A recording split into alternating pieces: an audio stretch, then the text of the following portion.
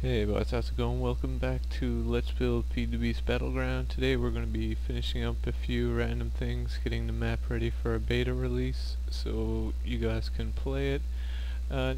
So first of all, what I've done, I've added in these aerial faceplates on each side just to give some people quick motion from one side to the other. And the only thing I'm worried about that though is getting to the button too quickly, but we'll worry about that when the beta comes out. And the next thing I've done, I've gone ahead and tried to block this off so that it's one way. I kind of want to increase the distance that the flag has to carry, so they have to go all the way around this way now. But you can still get into the flag this way, just so that it's not blocked off entirely. So I've gone ahead and made it so hopefully that you can't jump up from this side, but you can get in from this side, and it's duplicated as usual on the other side. I'm going to wrap the towers with cobwebs. That's going to do a couple things. It's going to allow people to get up and defend if they have any reason to do so. It will prevent people from coming up too quickly, and it also just gives people a little tiny bit of map control so they can clear it off if they need to with their swords or whatever. And I had a couple of ideas for spawn. I don't want people just dying over and over again, running back, like course running or anything like that, or using it as a quick way just to get across the map.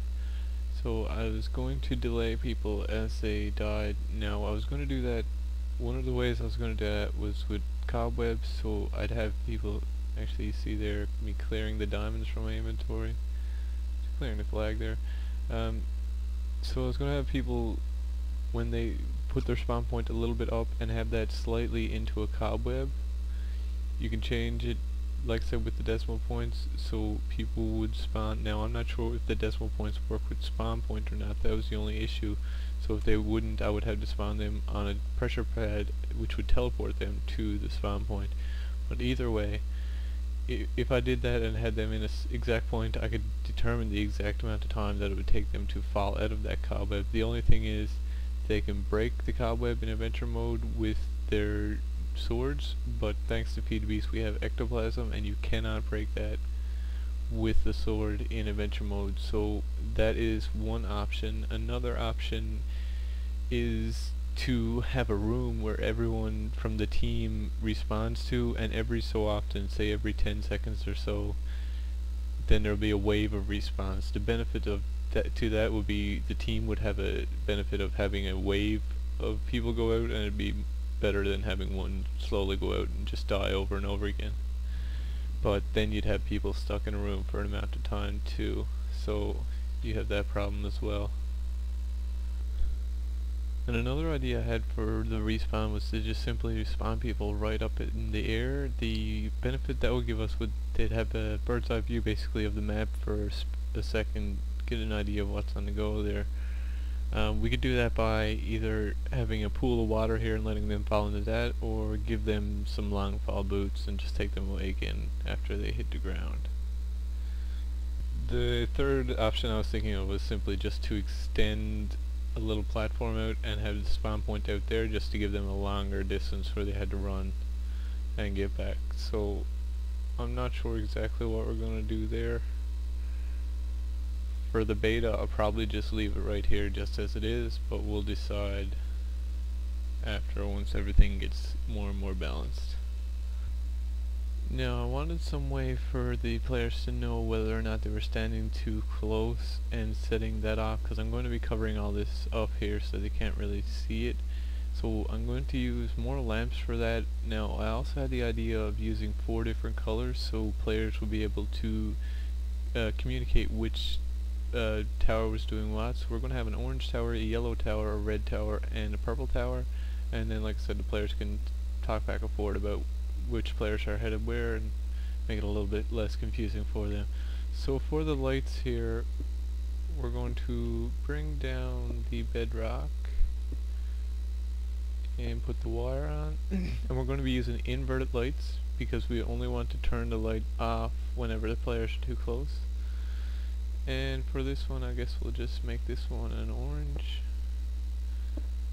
So simple ring of lights, and I'll just have to run that wire along here. And so I'm just going to put a cover in the middle and cover up the rest of this, make it look a little bit tawdier. And I'll replicate one for each tower, but like I said, I'll use a different color just so we can differentiate them. And I have all 4 towers done. Now I had to switch out the orange for brown here because the orange and the yellow were too similar. It was hard to tell them apart, but as you can see, as you get close, that'll shut off and it'll let you know that you're not getting points for that tower. But you move away and it'll come right back on again. And I've done some finishing touches on the spawn area as well. I've separated it all with the wall. So first of all, we got the spawn area. They spawn in here. There's a little area here just in case I want to add in some teleports to like parkour or something like that for people to do while they're waiting. And then they have the team area. There's some lighting and some signs to let people know what everything does. And it's cordon off again, and then we have each team side. There's going to be just a little bit of water, that's just decoration there to fill up a little bit of space. For the classes right now, I'm only going to have 3 classes. What I have right now is a tank that has a wooden sword and diamond gear, soldier class that has diamond sword and steel gear, and then the archer who has a bow and arrow, and I'm thinking just giving him infinity instead of worrying about having a certain amount of arrows, and leather gear. Now I'm thinking the soldier might be a bit OP for this, but we'll see with the balancing from there. But anyway, so there's the 3 classes and some team colored lighting and that, and the light will come on whenever your team has ready. And so that's that for the spawn area. The outside edge of the map, I don't want any fences or anything on. I wanted to leave that wide open. I wanted players to be able to be knocked off and things like that. The only problem I have with that right now is I've actually built the circuitry in that a little bit too big, so players can possibly actually jump down and essentially hack the game right now. So in the final version, I'm going to either have to move some of this wiring or just cover it up with some lava or something so players can't actually jump down. But that's just something to keep in mind for the beta. So that should be about it for the function of the map for the beta. Now it still needs to be decorated, but I don't believe I'm going to have it decorated for the beta. I think just the way it is should be good enough. I am going to be adding in certain blocks, like as you can see here, like soul sand. I can put, for example, around this corner, probably have some soul sand here, just to slow the players that are coming directly around the corner down, and maybe try to make them come out here a bit, get a bit closer to the holes or anything like that. So we can use soul sand to slow people down. We can use fences so that people can't jump around, make them go in different directions. Water and the lily pads in different combinations, have a pond or something to slow people down, have lily pads, a way to jump across, things like that. Vines can be used, like when vines are here, people can climb up and things like that, and it makes it a little bit weird when you're running alongside in different ways too, so you can keep that in mind. Cobwebs are always great, always slow people down, people hate getting stuck in those, so it's a good way to control people. Ice can be used as well. Now the only thing is this map is not in a snow biome currently. Now that can always be changed, so you can put some ice in and have people sliding around in the ice as well. So like I said, the beta map will most likely not be decorated at all. I may add in certain bits of soul sand and cobwebs and things like that, just to break up the movement a bit, but it should be basically what you're looking at here. And if you're interested yourself, you can certainly go ahead and create your own decorated version. Just create one side and duplicate it. The only thing is, keep in mind MC-Edit has a bit of issues with the modded blocks, like especially with red power and things like that. But other than that, the map should be playable for a PvP match right now. Well, as you can see, I went ahead and done a little bit of decorating on the map just so we'd have something to play on. Well, first of all, I dunning the scoreboard a little bit. I'm thinking I'm gonna do the whole thing in black behind just to let the color stand out a bit, but for now I didn't want it sticking up in the air or anything, so I just put that in for now. The fences are there so nobody can get out and just use it as a little cheat area for any reason. So that's that. I've added in lots of trees behind because I don't expect people to really be out there, and a couple random trees out front as well, and some grass and flowers and stuff just to break up the large amount of flat area that we have. There's cobwebs lying about, there's random bits of soul sand, and like I said, on the corner there I added soul sand as well. I also sort of built a little bit of a trail out of the gravel just to give people a little bit of an idea of which direction to head with the flag, as well as when they first spawn they head out here.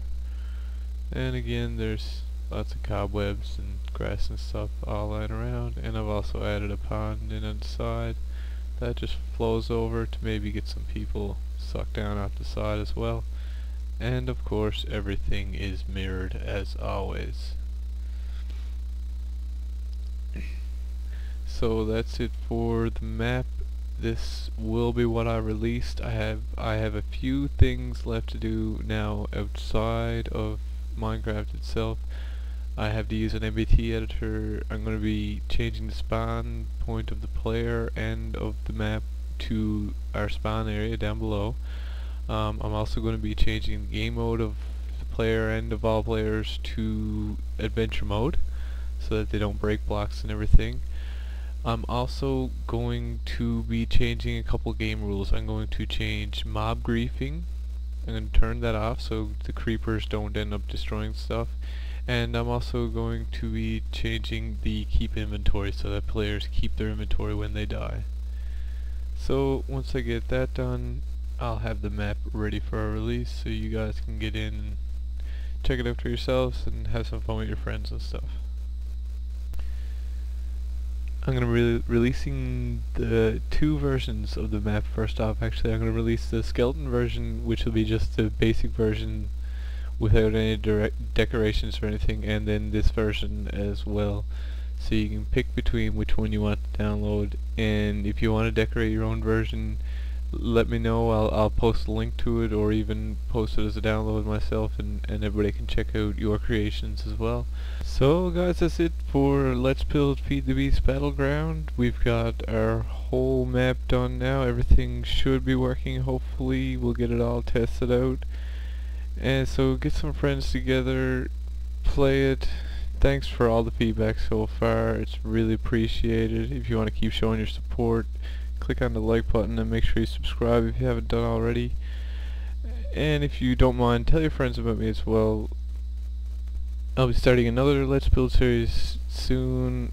I've got lots of other ideas and things that I want to show you guys, and I'm working on other maps as well, so make sure you don't miss out.